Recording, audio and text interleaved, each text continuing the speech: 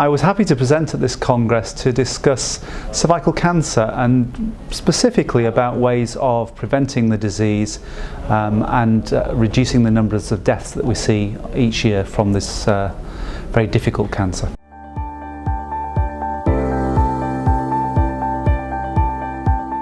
The most difficult challenge will be making available the advantages that we see from cervical cancer vaccination in terms of HPV vaccination.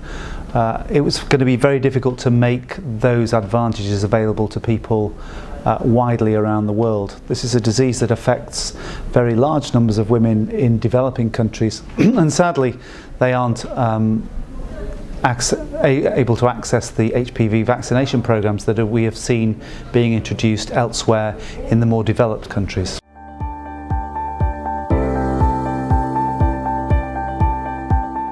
Hopefully we will see the reduction in HPV related cancers over the next 10 to 20 years that we envisage following the introduction of vaccination programs. I think it's going to be difficult to know what to do with our current screening programs and how that will fit in with the vaccination programs, because we clearly will not need to continue to screen it in the way that we have done for the past 20 to 30 years. The second thing is that I do think we will see vaccination programs extended into the developing world. Hopefully that will follow the provision of more cost-effective vaccines that are being produced more cheaply.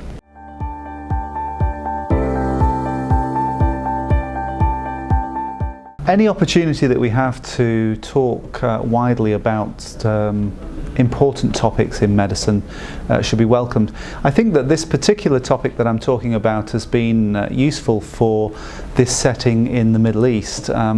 Whilst we've seen vaccination programs introduced very widely across North America, Europe and Australasia, we're perhaps seeing this sort of approach lagging behind in the Middle East. There is perhaps an unwillingness to accept that this problem may exist here in the same way that it does elsewhere in the world, but my view is that may be mistaken, and any opportunity to discuss the potential benefits that may be available to women is a very welcome one.